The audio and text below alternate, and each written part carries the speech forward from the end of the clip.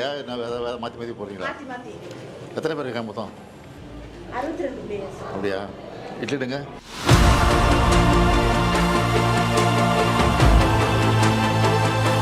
இருக்கா நீங்கள் யாரையும் பார்த்து பயந்துட்டு சொல்ல வேணாம்.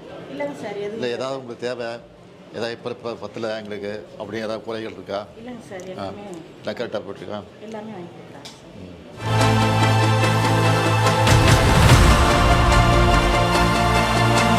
சாப்பாடு சாப்பிட்டியா?